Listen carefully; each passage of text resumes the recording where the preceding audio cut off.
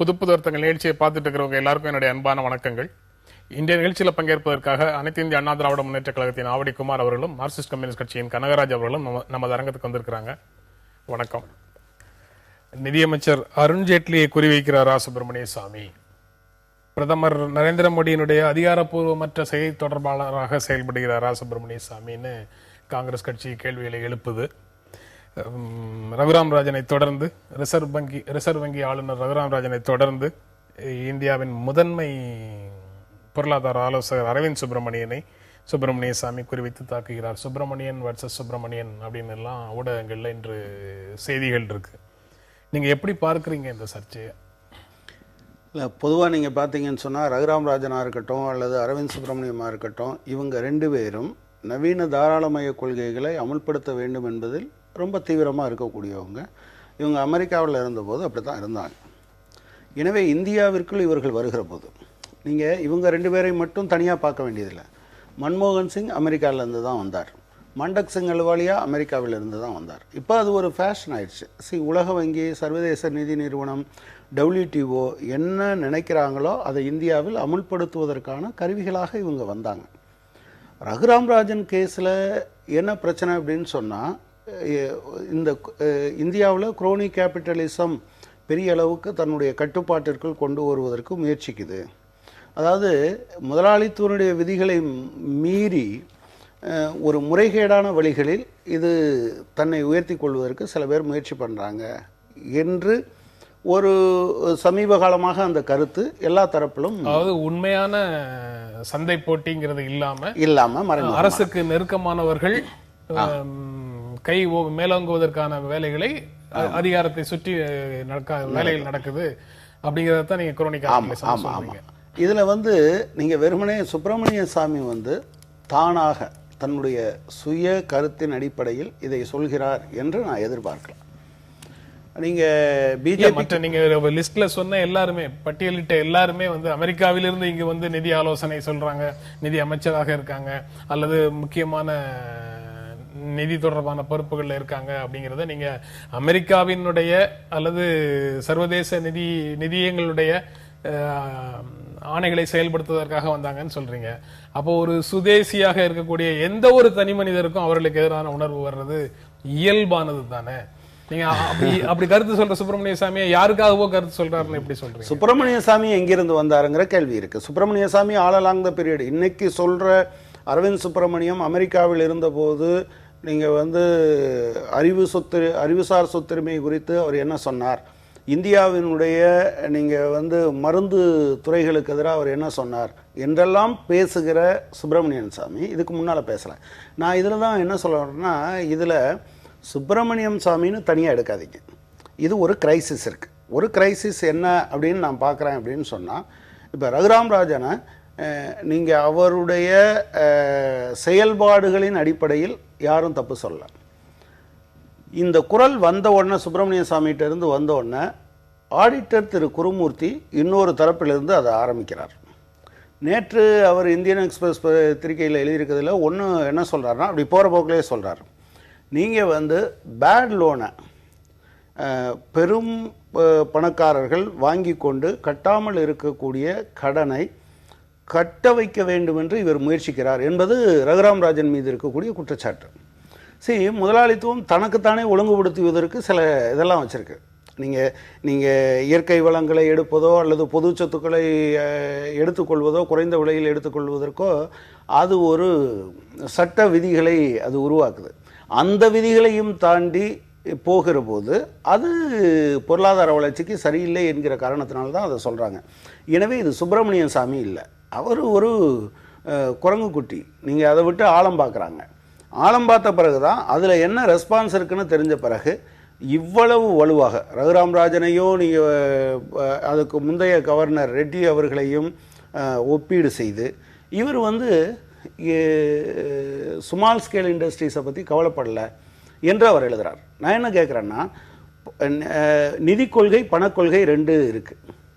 Reserve வங்கியோட வேலை பணக்கொள்கையை பாதுகாப்பது, பணக்கொள்கை சம்பந்தமானது மட்டும்தானே தவிர நிதி கொள்கையில் ரிசர்வ் பேங்க் அநேகமாக தலையிடுறதில்ல. இது ஒரு செக் அண்ட் பேலன்ஸ் இருக்குது. அதே போல் பணக்கொள்கை என்னவாக இருக்க வேண்டும் என்பதை பெரும்பாலும் reserve bank on its own அவங்க முடிவு பண்ணுறாங்க. இப்போ என்னென்னா நீங்கள் அவர் என்ன சொல்கிறாரு, நீங்கள் ஆனால் ரெண்டுக்கும் தொடர்பு இருக்கு. அவங்களுக்கு சில விஷயங்களை செய்து ஃபெசிலிட்டேட் பண்ணுறதுக்கான முடிவுகளை இவங்க எடுத்தால் தான் முடியும். அந்த 2 இடத்துலையும் முடிவெடுக்கக்கூடியவர்கள் முரண்பட்டு நின்றார்கள் என்றால் அதுவும் சிக்கலாம். இல்லை, அதைத்தான் திரு குருமூர்த்தி என்ன சொல்கிறாரு, நான் ஸ்மால் ஸ்கேல் இண்டஸ்ட்ரீஸ் இந்தியா முழுவதும் ஒரு 5 கோடி 80 லட்சம் யூனிட் இருக்குது, அதுக்கு ஒரு 12 லட்சம் கோடி கடன் தேவைப்படுது, அதை இப்போ இருக்க பேங்க் ஒழுங்காக பண்ணலை, எனவே முத்ரா பேங்க் கொண்டு வந்தோம், முத்ரா பேங்க்கு இவர் பணம் கொடுக்க விரும்பலை, எனவே 30% 120% வரை தனியாரிடம் கடன் வாங்கி அவங்க வட்டி கொடுத்துக்கிட்டு இருக்காங்க, இது அவங்கள பெரிய அளவுக்கு பாதிக்குதுன்னு சொல்கிறாரு. அப்படின்னா அதை தடை பண்ணுங்க, தனியாரிடம் வாங்கிய வட்டி முழுவதும் பணத்தை முழுவதும் தள்ளுபடி பண்ணலாமே, உங்களுக்கு ஒரு சட்டம் இருக்கு. எனவே ரகுராமராஜன் இதில் பண்ணலைன்னு சொல்கிறதுக்கு பின்னால் இவங்களுக்கு வேண்டிய ஆட்கள் செய்யலை, அது அவர் ஒத்துழைக்க மறுக்கிறார் என்பது ஒன்று. கட்டப்படாத கடன்களை வசூலிக்க முயற்சி எடுக்கிறார் என்பது 2. 3வது, சிறு தொழில்கள் அழிந்து கொண்டிருப்பதற்கு ஏதோ ரகுராமராஜன் தான் காரணம் என்று அந்த பழியை அந்த பக்கம் திருப்புவது. இந்த 3ம் சேர்ந்து தான் அது நடக்கும். நீங்கள் சுப்பிரமணிய சாமி ஆழம் பார்ப்பதற்காக பயன்படுத்தப்படும் ஒரு கருவி, அதை தாண்டி விஷயங்கள் இருக்கு, நபர் சார்ந்த விஷயமாக இதை பார்க்க வேண்டிய அவசியம் இல்லைன்னு கனகராஜ் சொல்றாரு. ஆனால் 98ல் முதல்ல நிதியமைச்சராக சுப்பிரமணிய சாமியை நியமிக்க வேண்டும் அப்படிங்கிற கோரிக்கையை அனைத்து இந்திய அண்ணா திராவிட முன்னேற்ற கழகம் வாஜ்பாயிடம் முன்வைத்ததாக ஒரு தகவல் இருக்கு. அதுக்கு அதிகாரப்பூர்வமான ஆதாரம் எதுவும் கிடையாது. ஆனா அதை வலியுறுத்தியதாக ஒரு தகவல் இருக்கு. அன்று கை நழுவி போன ஒரு இடத்தை நோக்கி இப்போது சுப்பிரமணிய சாமி காய் நகர்த்துகிறார் அப்படின்னு சொல்லி வேறு தகவல்களும் சொல்றாங்க. இல்லை, நீங்க சொன்ன செய்தி உண்மை இருக்குமானால் அவர் இப்போ மட்டும் இல்லை, எப்பவுமே அதுக்கு முயற்சி பண்ணிக்கிட்டு இருக்காருன்னு தான் அதனுடைய பொருள். அன்றைக்கு நீங்கள் சொன்ன 98ல் தமிழ்நாட்டிலிருந்து அனைத்து இந்திய அண்ணா திராவிட முன்னேற்ற கழகத்தின் ஆதரவோடு அவர் நாடாளுமன்ற உறுப்பினராக உருவாக்கப்பட்டார். அதன் அடிப்படையில் அவர் மீது வைத்திருந்த கூட்டணி, நம்பிக்கை, தோழமை அடிப்படையில் அவருக்கு அமைச்சர் பதவி கிடைப்பதற்கு அனைத்து இந்திய அண்ணா திராவிட முன்னேற்ற கழகம் காரணமாக இருந்தது. அது அன்றைய சூழல். அன்றைக்கு அவருடைய செயல்பாடுகள் அல்லது அன்றைக்கு எங்களோடு இருந்த நட்பு, அதன் காரணமாக அவர் மீது இருந்த ஒரு நம்பிக்கையின் காரணமாக அவரை அமைச்சராக்க வேண்டும் என்று விரும்பி கூட இருக்கலாம். ஆனால் இன்னைக்கு மத்திய அரசாங்கம், பாரதிய ஜனதா கட்சி ஆட்சியில் இருக்கின்ற பொழுது அந்த ஆட்சியில் எப்படிப்பட்ட கொள்கை அடிப்படையில் செயல்பட வேண்டும் அல்லது யாரை வைத்து அது செயல்படுத்த வேண்டும் என்ற முடிவெடுக்கின்ற உரிமை பிரதமருக்கும் அவரை சார்ந்த கட்சிக்கும் இருக்குது. அதில் எந்த மாற்று கருத்தும் இல்லை, எந்த தடையும் இல்லை. ஆனால் இது தேவையற்ற வகையில் இதை ஒரு பிரச்சனையாக்குவது, குழப்பத்தையும் ஒரு தேவையற்ற சர்ச்சையும் உருவாக்குவது, இன்றைக்கு எல்லாம் பார்க்க சொல்ல இன்னைக்கு பாரதிய ஜனதா கட்சி ஆளுங்கட்சியினுடைய தேசிய செயலாளர் ஸ்ரீகாந்த் ஜனா சொல்கிறார், இது அவருடைய தனிப்பட்ட கருத்து, இந்த கருத்துக்கும் எங்கள் கட்சிக்கோ ஆட்சிக்கோ சம்பந்தம் இல்லைன்னு சொல்லி அந்த கட்சியினுடைய தேசிய செயலாளர் அறிவிக்கிறார். காங்கிரஸ் கட்சியினுடைய அருண்ஜேட்லி சொல்றாரு, இது திக்விஜய்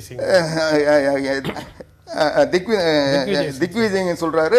திக்விஜய் சிங் சொல்றது என்னன்னா, நிதி அமைச்சர் பதவிக்கு குறிவைக்கிறாரு, நிதி அமைச்சரை கார்னர் பண்றாரு. அவர் மீது குற்றம் சாட்டுவதற்கு நேரடியாக வாய்ப்பில்லாத சூழ்நிலையில் அவரை சார்ந்து அல்லது அவருக்கு உதவி செய்கின்ற அல்லது அவரோடு இயங்குகின்றவர்களை குறிவைத்து ஒரு தாக்குதல் நடத்துறாருன்னு சொல்றாரு. ஆக இது எல்லாமே அங்க ஏதோ அந்த அமைப்புக்குள்ள அல்லது ஆட்சிக்குள்ள ஏற்படுகின்ற குழப்பம் அல்லது பதவி சண்டை, அந்த இடத்தை பெற வேண்டும் என்ற முயற்சி, இதுதான் காரணமாக இருக்கின்ற எண்ணம் மக்களிடத்தில் ஏற்படுத்துத ஒழிய இது ஏதோ ஒரு பெரிய கொள்கை போராட்டம் அல்லது சீர்திருத்தத்தை நோக்கிய போராட்டன்றதெல்லாம் இருக்கிறதுக்கு வாய்ப்பு இருக்கிற மாதிரி தெரியல.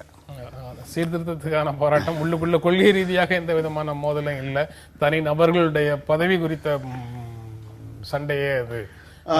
இன்றைக்கு இந்தியாவில் நிதியமைச்சர் யாராக இருக்க வேண்டும் என்பதை ஆளும் கட்சியை விடவும் தீர்மானிக்கிற இடத்தில் வேறு சிலர் இருக்கிறார்கள். இங்கே அது ஒன்றும் சாதாரணமான விஷயமாக நீங்கள் பார்க்க முடியாது. இதுக்கு இதுல மட்டும் இல்ல, காங்கிரஸ் அது பிரதமருடைய பிரிராகேட்டிவ், பிரதமருடைய உரிமை அப்படின்னு சொல்றது வந்து நடைமுறையில இல்லைன்னு பொருளா நீங்க சொல்றதுக்கு? நிச்சயமா அதை தாண்டி வேற யாரோ இல்ல. அதாவது இன்றைக்கு இந்த தாராளமயம், உலகமயம், பொருளாதார சூழல் மாறிவிட்டதுக்கு பிறகு இன்றைக்கு உலக நிதி நிறுவனங்கள் என்ன வகையான திட்டத்தை செயல்படுத்த வேண்டும், அது எந்த முறையில் செயல்படுத்த வேண்டும் என்று நம்முடைய கொள்கைகளை எல்லாம் கூட அவர்கள் திட்டங்களின் வழியாக தான் செயல்படுத்த முடியும் என்ற நிலை இன்னைக்கு இந்தியா முழுக்க வந்துருச்சு. இன்னைக்கு ஒரு அரசாங்கம் நினைச்சா கூட ஒரு திட்டத்தை செயல்படுத்துகின்ற பொழுது அது சர்வதேச நிதி நிறுவனங்கள் அதை என்ன சொல்றாங்க, எங்களுக்கு அதை எப்படி செயல்படுத்துவீங்க, அதை எந்த முறையில் செயல்படுத்தும், இப்படிதான் இந்த வரையறைக்குள்ளதான் செயல்படுத்தணும் அவங்க எச்சரிக்கிறாங்க. அப்போ அவங்களுடைய ஒப்புதலை பெற வேண்டும் என்றால் அவர்கள் சார்ந்தவர்களை கொண்டு வந்து அந்த பதவியில் உட்கார வைக்கின்ற பொழுது அது இலகுவாக மாறி வருகிறது என்ற சூழ்நிலை உருவாகிறது என்ற ஒரு சந்தேகம் வருது. ஏன்னா கடந்த காலத்தில் நீங்கள் பார்த்தீங்கன்னா திரு ப. சிதம்பரம் காங்கிரஸ்லேருந்து விலகி போய் காங்கிரஸ் ஜனநாயக பேரவை என்று ஒன்றை ஆரம்பித்தார். அதுலேருந்து ஜெயிச்சார். அந்த வெற்றி கூட கேள்விக்குள்ளாக்கப்பட்டது, கோர்ட்டுக்கு போச்சு, அதெல்லாம் இருந்தது. ஆனால் அவர்தான் நிதியமைச்சர் ஆனார். நீங்க அதை கவனத்தில் வச்சுக்கல. இல்ல, காங்கிரஸ் ஜனநாயக பேரவைன்னு ஒரு கட்சியில் சேர்ந்தவர் வந்து கை சின்னத்தில் எனக்கு முடியுமா? முடியாது. அதெல்லாம் இங்க கேள்வி கேட்கிற கட்சியை கலைக்காமலே அவர் வந்து காங்கிரஸ் கட்சியில சேர்ந்து அவர் வந்து நிதியமைச்சராகவும் ஆயிட்டாரு. அதான் அவ்வளவு அவசரம். நீங்க அது தனி நபர் சார்ந்ததல்ல. இந்த மூலதனத்திற்கு இருக்கக்கூடிய வேட்கை என்பது தன்னுடைய வேட்டைக்காடாக இந்தியா இருப்பதற்கு யார் உதவுவார் என்று நினைக்கிறார்களோ அவர்களை அந்த இடத்தில் அமர்த்த வேண்டும் என்று அவங்க நினைக்கிறாங்க. நீங்கள் வந்து மணிசங்கர் ஐயர் ஆக்சுவலாக அவர் இன்னும் கொஞ்சம் காலத்துக்கு யூபிஏ கவர்மெண்ட்டில் நீங்கள் வந்து பெட்ரோலியத்துறை அமைச்சராக இருந்திருந்தார்னா இன்றைக்கி நீங்கள் சொல்கிற கேஜி பேசின் விவகாரம் வந்திருக்காது. இன்றைக்கி நாம் சந்திக்கிற சில பிரச்சனைகளில் கேஸை கொண்டு வர்றதுக்கு, ஈரான்லேருந்து கேஸ் கொண்டு வர்றதுக்கு அவங்க முயற்சி பண்ணாங்க. அந்நிய செலாவணியை நீ கொடுக்க வேண்டியதில்லை, ரூபாயில் கொடு அல்லது ஈரோடில் கொடு, உங்ககிட்ட என்ன பைசா இருக்கோ அதில் கொடு என்று ஈரான் நம்மோடு வந்தது. அந்நிய செலாவணி கிரைசிஸில் இருந்தபோது அவர் வந்து உள்நாட்டுக்குள் இருக்கக்கூடிய பெட்ரோலிய நிறுவனங்களினுடைய, தனியார் நிறுவனங்களுடைய ஒரு தாண்டோண்டித்தனமான நடவடிக்கையை முடிவு செய்ய வருகிற போது தான் அவர் தூக்கி அடிக்கப்பட்டார்.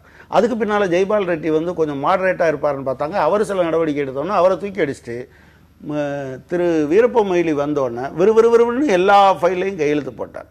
நீங்கள் தன்னுடைய வயலில், எண்ணெய் வயலில் இருந்து அவங்க திருடுறாங்க, கேஸ் திருடுறாங்கன்னு ரிலையன்ஸ் மேலே நீங்கள் 2014 அரசாங்கம் மாறிக்கொண்டு இருக்கிற போது தான் ஓஎன்ஜிசி கோர்ட்டுக்கு போகுது. முரளி தியோரா வந்தது முரளி தியோராவும் தான். முரளி தியோரா அப்பட்டமாக அது அமெரிக்காவினுடைய ஏற்பாடு அல்லது வந்து பெரும் நிறுவனங்கள் சொல்லித்தான் அவர் பண்ணணும்னு இல்லை.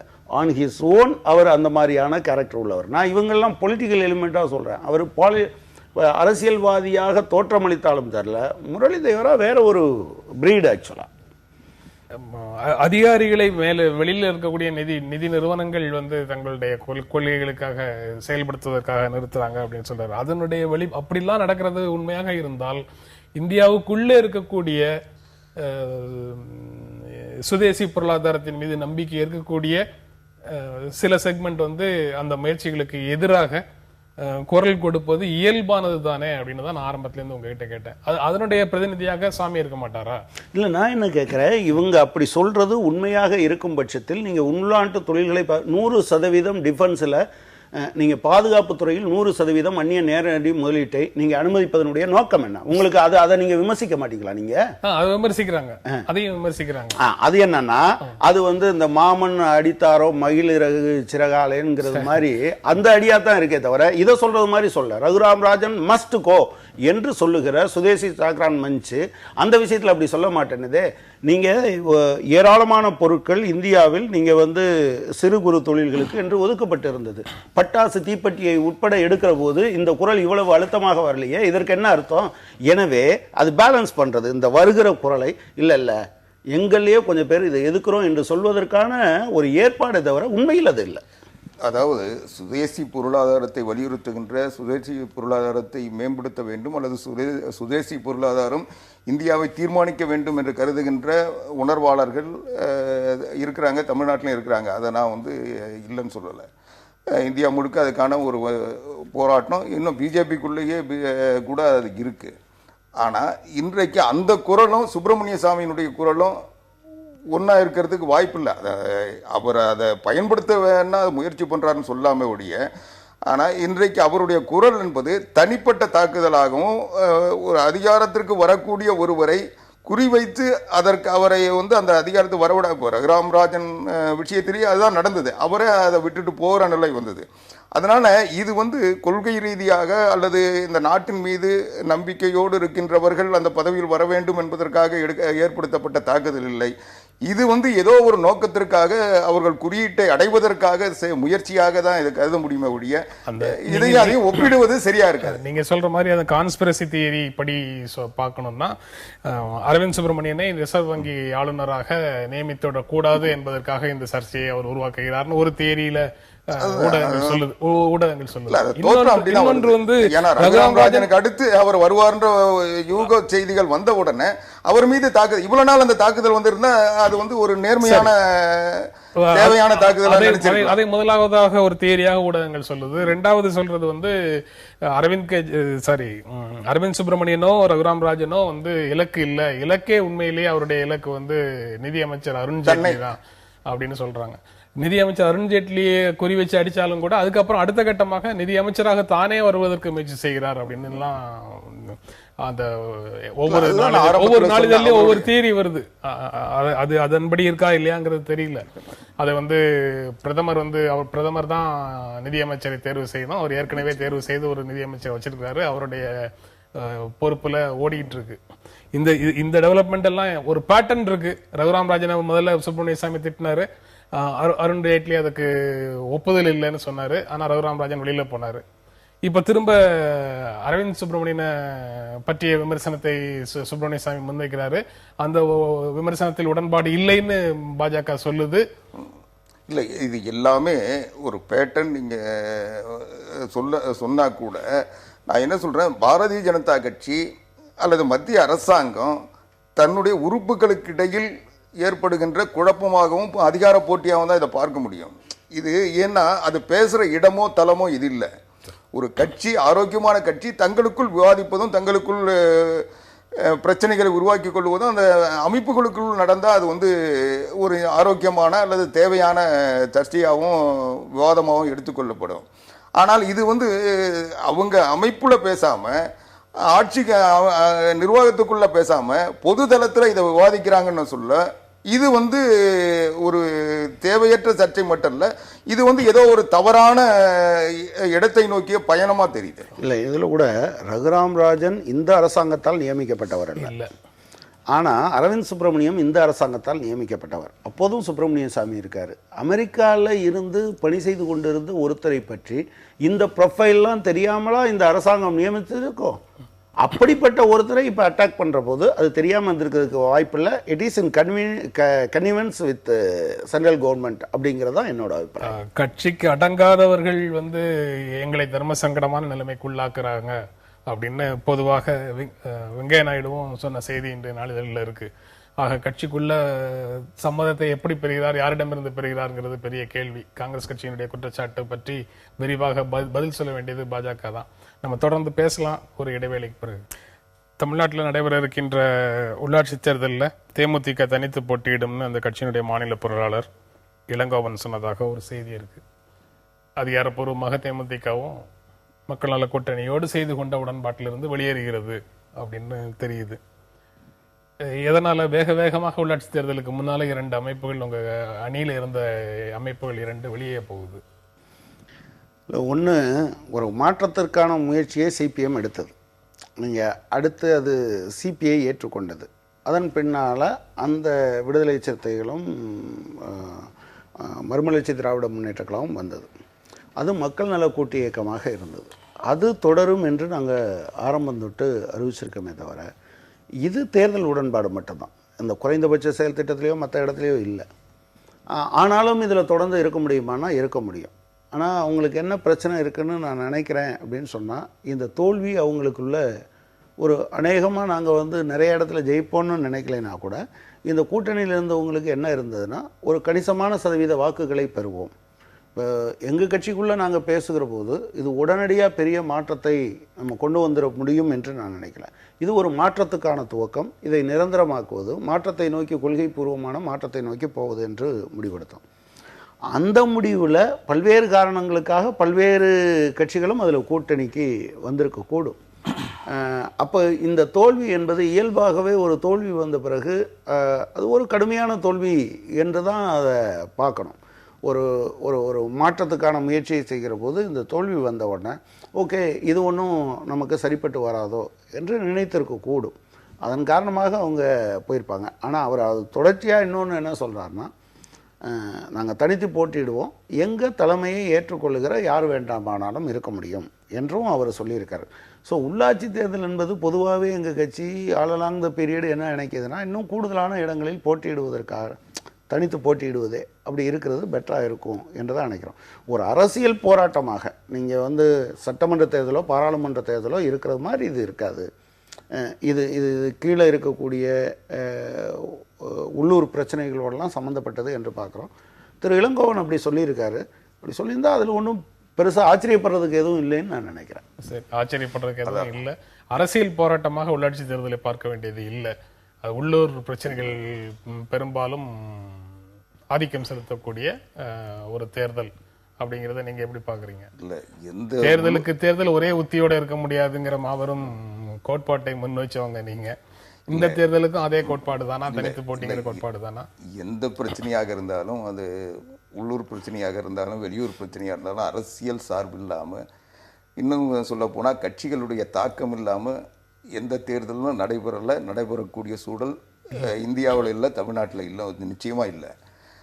எனவே எல்லாமே தேர்தல் என்பதே ஒரு அரசியல் சார்ந்த, அரசியலுக்காக நடைபெறுகின்ற ஒரு போராட்டம் தான். அதனால் இதில் அரசியல் இல்லாமல் தேர்தல் நடத்திட முடியும்னு நினைக்கிறதெல்லாம் யதார்த்தத்தை புரிந்து கொள்ள முடியாத, புரிந்து கொள்ளாத. அதனால எல்லாத்துலேயும் ஒரு அரசியல் இருக்கு. ரெண்டாவது, அவர் பேச சொல்ல இன்னொரு கருத்தையும் சொன்னார். மரியாதைக்குரிய தோழர் கனகராஜ் அவர்கள் சொன்னதை சொல்ல மற்றதெல்லாம் சொன்னார். இன்னொன்று சொன்னார், அது முக்கியமானது, அதை கவனிக்காமல் விட்டார். என்னன்னா, அரவக்குறிச்சி, தஞ்சாவூர், திருப்பரங்குன்றம் தேர்தல்களில் தேமுதிக போட்டியிடும் சொல்லியிருக்காரு. சரி, அப்போ இந்த கூட்டணி இருக்குன்னு சொன்னா, அந்த குறைந்தபட்சம் அந்த கூட்டணிகளுடைய கலந்து ஆலோசனைக்கு பிறகாவது அது சொல்லியிருக்க முடியும். ஆனா அவர் தன்னிச்சையா அதை சொல்றாங்கன்னா, இது எல்லாம் ஏற்றுக்கொள்ளப்பட்டால் அதையும் ஏற்றுக்கொள்ள வேணும். அதுக்கு அடுத்து தான் சொல்றாரு, எங்களுடைய தலைமையில் கூட்டணியில் ஏற்பவர்களை நாங்கள் ஏற்றுக்கொள்வோம்னு சொல்லி அதுக்கப்புறம் தான் சொல்றாரு. அப்போ அதனுடைய பொருள் என்னன்னா, இவங்க ஏற்கனவே மக்கள் நல கூட்டணி ஒரு சிறந்த ஒரு முன்னுதாரணத்தை தமிழ்நாட்டில் உருவாக்கியது என்பதில் நான் மறுக்கல.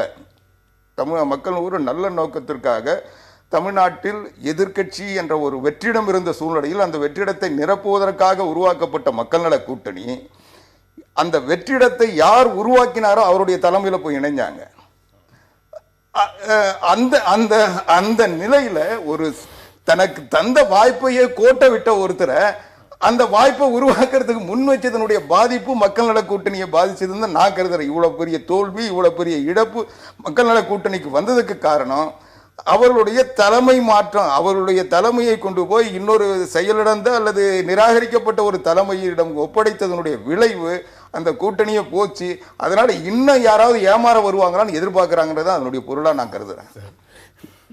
அதாவது நான் என்ன நினைக்கலைன்னா, இந்த தோல்விக்கான ஒட்டுமொத்த பொறுப்பையும் தேமுதிகவிடம் அவங்க தான் காரணம் என்று சொல்வதற்கு நான் தயாராகலை. இந்த ஒட்டுமொத்த தேர்தலையும் தமிழகத்தில் இருந்த இந்த நாங்கள் போட்டியிட்ட கட்சிகளுக்குள்ள இந்த தேமுதிக, மக்கள் நல கூட்டணி, தமிழ் மாநில காங்கிரஸில் அதுதான் வலுவான அணியாக இருந்தது என்பது ஒரு யதார்த்தம். அதை நாங்கள் ஒன்றும் மறுக்கிறதுக்கெலாம் இல்லை. எனவே வேறு சில காரணங்கள் இருக்குது. நீங்கள் முதலமைச்சர் வேட்பாளர் என்று திரு விஜயகாந்தை நீங்கள் முன்னிறுத்தி இருக்கலாமா என்கிற கேள்வி மக்களிடமிருந்து வந்திருக்கு. ஈவன் எங்களுக்குள்ளேயே நீங்கள் குறைந்தபட்ச செயல் திட்டத்தை தாண்டி பேசுனீங்கிறதெல்லாம் இருக்குது. ஸோ அதை பேசலாம். எனவே அவர் சொன்ன மாதிரி அவரை முன்னிறுத்தி மட்டும் நிராகரித்தார்கள் என்று அதை ஏற்கனவே இல்லை. நான் சொல்ல வந்தது, ஏற்கனவே எதிர்க்கட்சி தலைவராக இல்ல, நீங்க சொல்ல வந்ததை ரொம்ப சிறப்பா சொல்லி முடிச்சிட்டீங்க. ரொம்ப சிறப்பா சொல்லி முடிச்சிட்டீங்க. நானும் நீங்க ஆரம்பிக்கும் போது வேற என்னவோ ஆரம்பிக்கிறீங்களேன்னு நினைச்சேன். ஆனா முடிக்கும் போது பிரமாதமா முடிச்சிட்டீங்க. நம்ம தொடர்ந்து பேசலாம் ஒரு இடைவேளைக்கு பிறகு.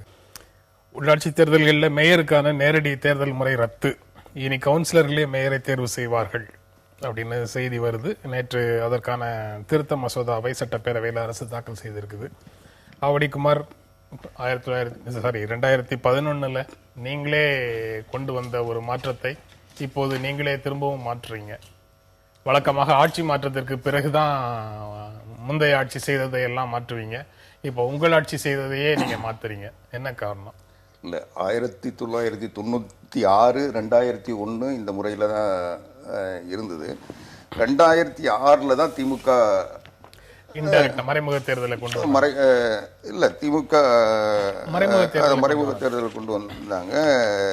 இவர் மாசுப்பிரமணியம் மேயராக தேர்ந்தெடுக்கப்பட்டார்.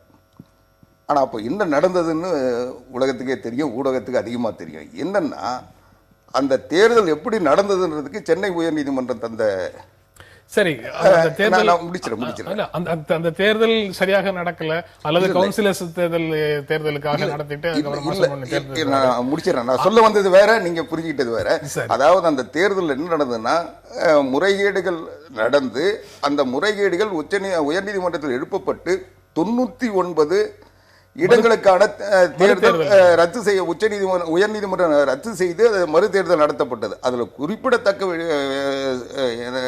செய்தி என்னன்னா, அந்த 99 உறுப்பினர்களில் கவுன்சிலர்களில் அன்றைக்கு மேயராக தேர்ந்தெடுக்கப்பட்ட மா சுப்பிரமணியனுடைய தேர்தல் செல்லாதுன்னு சொல்லி மறு தேர்தலுக்கு அறிவிச்சாங்க. அப்போ அந்த மேயர் தேர்தல் தேர்ந்தெடுக்கப்பட்டதே செல்லாதுன்ற நிலை அதுக்கு பிறகு மறுபடியும் தேர்தல் நடந்து அது மறுபடியும் ஒரு மேயரை எலெக்ட் ஆனார். இதனுடைய பாதிப்பு வந்ததுனால தான் அனைத்து இந்திய அண்ணா திராவிட முன்னேற்றம் இது இந்த தேர்தல் முறையில் ஒரு சீர்திருத்தம் செய்ய வேண்டும் என்பதற்காக அதை நாங்கள் எதிர்த்தோம். ஆட்சிக்கு வந்தவுடனே 2011 மாற்றம் செஞ்சோம். ஆனால் இதற்கு பிறகு என்ன நடந்ததுன்னா, இன்றைக்கு சென்னை மட்டும் இல்லை, இது சென்னையை மட்டும் கருத்தில் கொண்டு இதை செய்ய சொல்ல மாநிலத்தில் இன்னைக்கு தமிழ்நாட்டை பொறுத்த வரைக்கும் 12 மாநகராட்சிகள் உருவாக்கப்பட்டதற்கு பிறகு இன்றைக்கு எல்லா மாநகராட்சியிலும் இதே நடைமுறையை கையில் வந்ததுக்கு பிறகு இதில் இந்த முறையால் இந்த யாரோ செய்த தவறுக்காக ஒரு முறையை மாற்றுறது பாதிப்பு உருவாக்குதுன்னு உணர்ந்ததுனால இன்றைக்கு பழைய முறையில் மறைமுக தேர்தல் கொண்டு வந்திருக்கோம். இன்றைக்கு உள்ளாட்சி அமைப்புகளை பொறுத்த வரைக்கும் அரசியல் சட்டத்தில் 73, 74 திருத்தங்களுக்கு பிறகு நகர்பாலிகா பஞ்சாயத்து ராஜ் சட்டங்கள் அமலுக்கு வந்ததுக்கு பிறகு எல்லா தேர்தலும் பஞ்சாயத்து ராஜ் சட்டத்தில் பார்த்தீங்கன்னா எல்லாமே கிராம ஊராட்சிகளை தவிர மற்ற எல்லாமே மறைமுக தேர்தல் தான். அது ஊராட்சி ஒன்றியமாக இருந்தாலும் மாவட்ட ஊராட்சியாக இருந்தாலும் எல்லாமே மறைமுக தேர்தல் தான். அதை போலவே ஊராட்சி, பேரூராட்சி, நகராட்சி, மாநகராட்சி இல்ல, அதான் அது நேர்மறையான நேரடியாக தேர்வு செய்யப்பட்ட அந்த தேர்தலாக இருந்தது. இப்ப நீங்க மாநகராட்சிக்கு மட்டும் மாத்துறீங்களா? இல்ல, அதுதான் இப்போ நகராட்சியும் ஊராட்சியும் பேரூராட்சியும் சொல்றது நேரடி தேர்தல் தான். அதாவது நகர்பாலிகா சட்டத்துல தமிழ்நாடு நகராட்சிகள் சட்டப்படி தான் தேர்தல் நடந்துகிட்டு இருக்கு. அதுல தான் திருத்தங்கள் செஞ்சுட்டு வந்தாங்க. அந்த அடிப்படையில் நகராட்சி சட்டங்கள்ல என்னன்னா, இப்போ பஞ்சாயத்து ராஜ் சட்டத்துல கிராம பஞ்சாயத்து நேரடியான தேர்தல், மாவட்ட ஊராட்சி ஒன்றியெல்லாம் மறைமுக தேர்தல், இது நடைமுறையில் இருக்கு. நகர்பாலிகாவை பொறுத்த வரைக்கும் ஒரே சட்டமா இருந்ததுன்னா நகராட்சி சட்டத்தின் அடிப்படையில் 2 தேர்தலையும் மாற்றி தான் கடந்த 2011 சட்டம் போட்டாங்க. அதனுடைய விளைவாக தேர்தல் நடந்தது. இப்போ இதுல என்ன ஆகுதுன்னா, இப்போ உதாரணத்துக்கு ஒரு மாநகராட்சி என்பது சென்னையை பொறுத்தவரை 22 சட்டமன்ற உறுப்பினர், நான் முடிச்சிடறேன், அதை சேர்த்து அவர் சொல்லட்டும். 22 சட்டமன்ற உறுப்பினர், 22 சட்டமன்ற உறுப்பினர், ஒரு சட்டமன்ற உறுப்பினர் தேர்தலுக்கு 28 லட்சம் ரூபாய் செலவு பண்ணலாம். அப்போ 22 சட்டமன்ற உறுப்பினரை செய்ய வேண்டிய வேலையை செய்கின்ற ஒரு மேயர் எத்தனை கோடி ரூபாய் செலவு பண்ணணும்னு கணக்கு போட்டுங்க. ஆக இவ்வளவு பேரை தேர்ந்தெடுத்து இந்தியாவில் எந்த அமைப்பும் இல்லை. இன்னைக்கு பல மாநகராட்சிகள், இந்தியா முழுக்க இருக்கிற மாநகராட்சிகள்லாம் நேரடி தேர்தல்ன்றதுல இருந்து வெளியேறிட்டாங்க. இது 2011 உங்களுக்கு இந்த இந்த இந்த அனுபவம் இல்ல அப்படின்னு சொல்றீங்க. இல்ல, அதுக்கு தான் நாங்க சொன்னோம், அன்னைக்கு ஏற்பட்ட அந்த 2006 ஏற்பட்ட ஒரு அனுபவம் அப்படிப்பட்ட ஒரு நிலைக்கு கொண்டு வந்தது. அந்த அனுபவத்திற்காக இந்த மாற்றம் என்பது ஒரு அதை விட பெரிய பாதிப்பை உருவாக்குச்சு. அதை சரிப்படுத்த முடியும், இதை சரிப்படுத்த முடியாது. என்ன காரணம்னா, முடிச்சிடறேன் ஒரே நிமிஷம். இல்ல, நான் சொல்ல வந்த செய்தி ஒரே வரியில சொல்லிடுறேன். அதாவது என்னன்னா, ஒரு மாநகராட்சியில மேயர் ஒரு கட்சியை சார்ந்தவராகவும் பெரும்பான்மை உறுப்பினர்கள் வேறொரு கட்சியை சார்ந்தவர்களாக வந்துவிட்டால் அந்த நிர்வாகமே வீணா போயிடும். ரெண்டாவது, அதிகாரம் என்பது ஆட்சி செலுத்த வேண்டியது மாநகராட்சி கவுன்சில் தானே தவிர மேயர் இல்ல. ஆனா மேயர்கள் ஆட்சி செலுத்துறாங்க, கவுன்சிலர்கள் கேள்வி எடுப்பது வெளிநடப்பு பண்றதோடு நின்று போறாங்க. ஆக அதிகாரம் என்பதே மேயர் இருக்க முடியாது, அந்த கவுன்சிலுடைய அதிகாரம். அந்த கவுன்சில் அதிகாரம் முழுமையா செயல்படணுன்றதுக்காக தான் இந்த திட்டத்தை புதிய புதிய விளக்கங்களை ஆவடிக்குமாரிடம் பெற முடியுது. அந்த விளக்கங்களை நீங்க ஏற்கிறீங்களா? அந்த மாற்றத்தை நீங்க ஏற்கிறீங்களா? பாவம் சொல்றாரு, அவங்க கட்சி சொல்லியிருக்கு. ஆனா அவங்க சட்டமன்றத்திற்குள் என்ன சொல்லியிருக்காருன்னு பார்ப்போம். கவுன்சிலர்களின் ஆதரவு அவ்வளவாக மாநகர மேயருக்கு இருப்பதில்லை, இது ஒரு பிரச்சனை அப்படின்னு சொல்லியிருக்காங்க. கவுன்சிலரும் அவங்க கட்சி, மேயரும் அவங்க கட்சி. நீங்கள் எந்த மாநகராட்சியில் எதிர்கட்சிகள் அதிகமாக இருந்து, அதாவது 50% மேலே இருந்து மேயர் மட்டும் இவங்க கட்சியாக இருக்காங்க, அப்படி ஏதாவது தமிழ்நாட்டில் இருக்கக்கூடிய இப்போ இருக்கக்கூடியதுல இல்லை. நம்பர் 1. அப்போ உங்களுக்கு 2006ல இருந்தது, 2001ல நீங்க இப்போ இருக்கிறதுல இருந்து வருவீங்களா, 1952லயும் 74லயும் இருந்ததுல இருந்து நீங்க முடிவுக்கு வருவீங்களா? அந்த பிரச்சனை இல்லை. மாநகராட்சி மேயருக்கு அதிகப்படியான கவுன்சிலர்களின் ஆதரவு இருந்தால் மாமன்றம் சிறப்பாக செயல்படும். இப்போ வர்ற நிலைமையில மட்டும் இதை எப்படி உத்தரவாதப்படுத்த முடியும்? அதிகப்படியான ஆதரவு சரி இல்லை அப்படின்னா இழுத்து போடுவாங்க. 3வது, கவுன்சிலர்களில் பெரும்பான்மையானவர்கள் வேறு கட்சி சார்ந்தவராகவும் இருக்கின்றார்கள்னு சொல்லியிருக்காங்க. அதை நான் ஏற்கனவே சொல்லிட்டேன். ப்ராப்ளம் என்னன்னா, பல மேயர்கள் வருவாயை அவங்களே எடுத்துகிட்டு போயிட்டாங்க. சில பேர் சம்பளமே கொடுக்குறாங்க கவுன்சிலர்களுக்கு. இதில் என்னன்னா, மேயர்கள் தனியாக தேர்ந்தெடுக்கப்பட்ட பிறகு அவர்களை பதவி நீக்கம் செய்வதற்கான வாய்ப்புகள் இல்லை என்று வந்த பிறகு கீழே எல்லாம் பட்டினி போட்டாங்கங்கிறதாங்க பிரச்சனை. நீங்கள் தமிழகத்தினுடைய சாபக்கேடு இதில் அவங்க சொல்கிற இந்த விளக்கங்கள்லாம் ரொம்ப மேலோட்டமானது. நான் என்ன கேட்குறேன், இந்த பிரச்சனை இப்போ சொல்கிற கவுன்சிலர்களின் ஆதரவு அவ்வளவாக மாநகர மேயருக்கு இருப்பதில்லை, இது எந்த மாநகராட்சியில் இவங்க இந்த பீரியடில் அனுபவிச்சாங்கன்னு சொல்லட்டும். அதுலேருந்து தானே நீங்கள் வரணும். அது எதுவுமே இல்லாமல் நீங்கள் அந்த இடத்துல ஒரு விஷயத்தை சொல்லுவதை எப்படி ஏற்றுக்கொள்ள முடியும்? மிகப்பெரிய அளவுக்கு நீங்கள் இன்னைக்கு உள்ளாட்சி மன்றங்களை நீங்க 73 74வது அரசியல் பிரச்சனையினுடைய அடிப்படை வேற எங்கேயோ இருக்கு.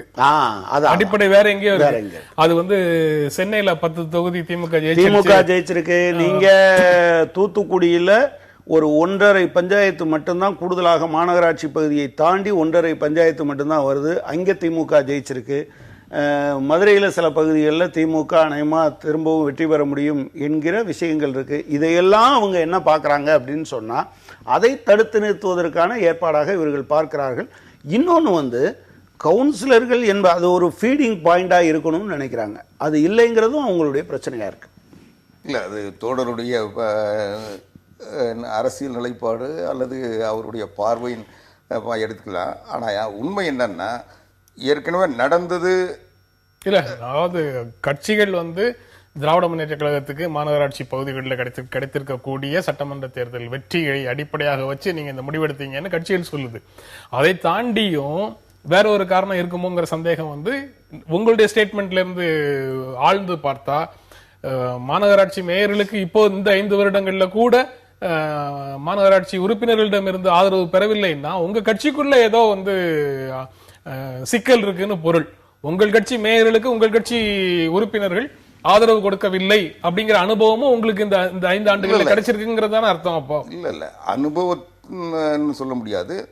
பல செய்திகள், பல சூழல்கள் தான் ஒரு அரசாங்கம் சட்ட திருத்தன்றது இந்த தேர்தலில் சென்னையில் நடந்தது மட்டுமோ அல்லது கோவையில் நடந்தது மட்டுமோ அல்லது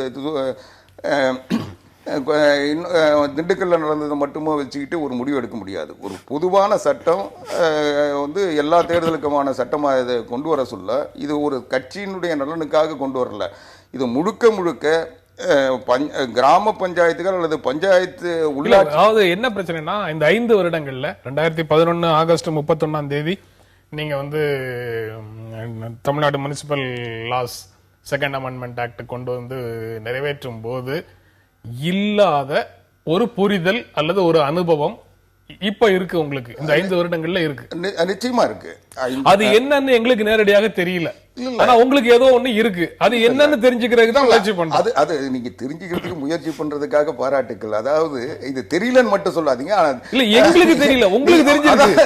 அதாவது என்னவோ ஒரு அனுபவம் அசெம்பிளில சொல்லிருக்கு, எங்களுக்கு தெரியல. இல்ல அசெம்பிளில சொல்லிருக்க மேயர் ஒரு கட்சியும் மத்தவங்க ஒரு கட்சிங்கிற பிரச்சனை தமிழ்நாட்டுல இருக்கக்கூடிய இந்த மாநகராட்சிகளில் எந்த மாநகராட்சியில இருக்கு? முக ஸ்டாலினும் கராத்தே தியாகராஜன் தலைமையில உண்டான குழுவினருமாக இருந்த நேரத்துக்கு பிறகு கண்ணுக்கு எதிரே இங்க எதுவும் தெரியல. அதாவது இது இன்னைக்கு வந்து கண்ணுக்கு தெரியல. இது வந்து ஏற்கனவே நடந்த 5 ஆண்டுகளுக்கான தேர்தல் இல்ல, அடுத்த 5 ஆண்டுகளுக்கான தேர்தல். குறைஞ்சபட்சம் இந்த தேர்தல் அப்படி வரும்னு எதிர்பார்க்கிறீங்களா? இல்ல, அதுதான் நான் சொல்லி முடிச்சிடுறேன். 5 ஆண்டுகளுக்கான தேர்தல். இன்னைக்கு அதிகாரம் என்பதே கீழ்மட்டத்திலிருந்து மேல போகணும். மேல மேயர் உத்தரவு போட்டு அதை கீழே கொண்டு போறதை விட கவுன்சிலர்கள் அந்த தேவை பகுதியினுடைய பிரச்சனையை தெரிந்தவர்கள், பிரச்சனையை நேரடியாக களத்தில் நின்று சந்திப்பவர்கள், அவர்கள் அது எது தேவை என்பதை மேயர்கிட்ட சொல்லி அதை செய்யணும். அப்பதான் வந்து அது கீழ்மட்டத்திலிருந்து மேல போன மாதிரி நம்முடைய ஜனநாயகத்தை எப்படின்னா, எந்த ஒரு மானிய கோரிக்கையின் மீதும் அமைச்சர்கள் யாரும் எந்த அறிவிப்பும் செய்ய முடியாத ஜனநாயகம் அப்படி விருந்து பறந்து வேர்பிடித்திருக்கிற அதிமுக இப்படி ஒண்ணு யோசிக்கிறது எப்படின்னு இதெல்லாம் நீங்க யதார்த்தத்தை வந்து மறைக்கிறதுக்காக பேசுகிற பேச்சு. என்னை பொறுத்த வரைக்கும் நான் சொல்றேன், உள்ளாட்சி அமைப்புகள் என்பதே அதிகாரத்தை கீழிருந்து மேல கொண்டு போறதுதான் அதனுடைய நோக்கமே. வந்து கீழ்மட்டத்திலிருந்து திட்டங்கள் கூட மேலிருந்து கீழே திட்டங்கள் திங்கக்கூடாது, கீழிருந்து மேல போன்றதுனால 3 அடுக்கு பஞ்சாயத்து ராஜ் கொண்டு வந்தாங்க. என்ன சொல்ல போனா திட்டக்குழுக்கள் கூட மாவட்ட அளவிலையும் கிராம அளவிலும் கிராம சபையை கொண்டு வந்து அந்த கிராமத்தில்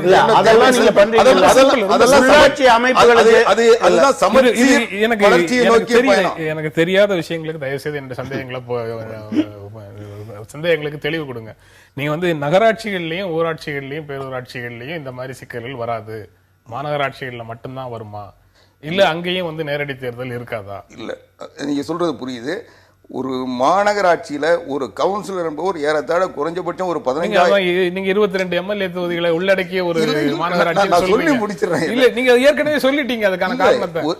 இந்த சிக்கல் வந்து யூனிஃபார்மா நீங்க வந்து மறைமுக தேர்தல் கொண்டு வந்தீங்கன்னா எனக்கு ஒன்றும் சந்தேகம் வராது. நீங்க சொல்றது எனக்கு புரியுது. நான் என்ன சொல்ல வரேன்னா, நீங்க யூனிஃபார்மா கொண்டு வந்துட்டீங்கன்னா இதுல வந்து வேற எந்த நோக்கமும் உங்களுக்கு கிடையாதுன்னு என்னால புரிஞ்சுக்க முடியும். அப்போ வந்து கனகராஜ் வந்து இரட்டை நிலை எடுக்கிறாரு, கேரளால இன்டைரக்ட் எலெக்ஷன் கீழே இருந்து மேல வரைக்கும் நடத்திட்டு தமிழ்நாட்டுல டைரக்ட் எலெக்ஷன் கேட்கிறாரு கனகராஜ்னு சொல்லி நான் கனகராஜ்கிட்ட போயிடுவேன் அப்போ. ஆனா நீங்க வந்து மாநகராட்சிகளுக்கு ஒன்றும் நகராட்சிகளுக்கு ஒன்றும் நீங்க சொல்லும் போது இல்ல, இப்போதைக்கு மாநகராட்சியில் கொண்டு வந்திருக்காங்க. நான் மாநகராட்சி ஏன் கொண்டு வந்தாங்கன்னா, ஒரு கவுன்சிலர் குறைஞ்சபட்சம் ஒரு 15,000 வாக்காளர்களால் தேர்ந்தெடுக்கப்படுறாரு. ஒரு மேயர் என்பவர் ஏறத்தாழ ஒரு 15 லட்சம் 20 லட்சம் வாக்காளர்கள்.